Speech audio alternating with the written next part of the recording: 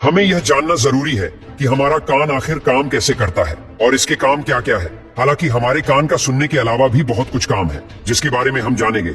देखिए, हम सब जानते हैं कि हमारा कान हमें सुनने में मदद करता है और हम जितना भी इंफॉर्मेशन लेते हैं उनमें से 13% इंफॉर्मेशन अपने कान से ही लेते हैं, मतलब सुनकर लेते हैं। इसलिए पहले हम ये जानते हैं कि हमारा कान कैसे बना हुआ है। जब हम अपने कान की संरचना को देखते हैं तो हमारा कान 3 पार्ट में बटा हुआ है, आउटर ईयर, मिडिल ईयर और इनर ईयर। कान का हर एक पार्ट अलग अलग काम करता है और अलग अलग सबका फंक्शन है। सभी साउंड को प्रोसेस करने का काम करते हैं। हमारा जो आउटर ईयर होता है ये बना होता है पिन्ना से, जो हम अपने कान को बाहर से देखते हैं। बिल्कुल पत्ते की तरह निकला रहता है और इसी पिन्ना के बीच में एक गड्ढा सा बना होता है जिसे कोंचा या कोनका कहते हैं। और इसी पिन्ना के बीच में एक छेद होता है जो कि लगभग 3 सेंटीमीटर लंबा कैनाल बनाता है जिसे एक्सटर्नल ऑडिटरी मीटर कहते हैं।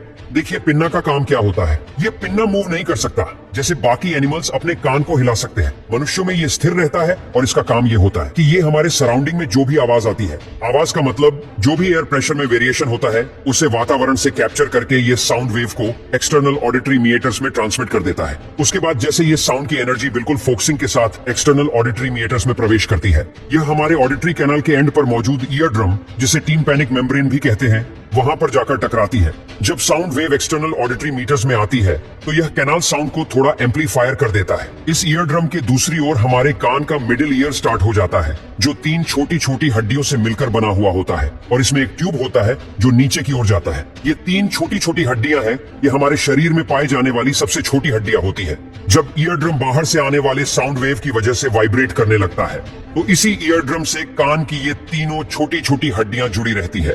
देखिए, हमारे कान के मिडिल ईयर से एक और ट्यूब नीचे की ओर निकलती है जिसे यूस्टेशियन ट्यूब कहते हैं। ये हमारे नाक से जुड़ी रहती है। जब भी हम सांस लेते हैं तो नाक के अंदर एक छोटा सा छेद रहता है जो यूस्टेशियन ट्यूब के थ्रू हमारे कान से जुड़ा रहता है। और जब भी हम सांस लेते हैं तो एयर यूस्टेशियन ट्यूब के थ्रू मिडिल ईयर में आकर यहाँ पर ईयर ड्रम पर अंदर की ओर से प्रेशर लगाती है। मतलब ईयर ड्रम पर बाहर से और अंदर से दोनों ही तरफ से प्रेशर लगता रहता है, तभी ये वाइब्रेट करता है और हम साउंड को प्रोसेस कर पाते हैं।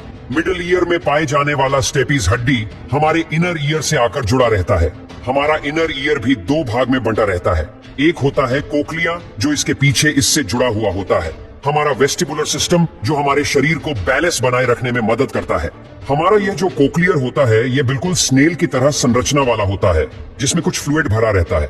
देखिए, जब ईयर ड्रम की वजह से ये तीनों हड्डियां वाइब्रेट करने लगती है तब यह हड्डियां अपने वाइब्रेशन को कोक्लिया में ट्रांसमिट करने लगती है। मतलब इसके वाइब्रेशन से कोक्लिया भी वाइब्रेट करने लगता है और ये कोक्लिया भी अंदर से 3 भागों में विभाजित रहता है। सबसे पहले साउंड हमारे ब्रेन स्टेम में पहुंचता है।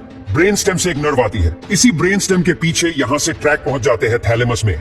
और थैलेमस क्या करता है, इन सारे साउंड वेव के सिग्नल को हमारे ऑडिटरी कोर्टेक्स में भेज देता है, जो हमारे ऑडियो को प्रोसेस करके हमें चीजों को बहुत ही क्लियर सुनवाता है।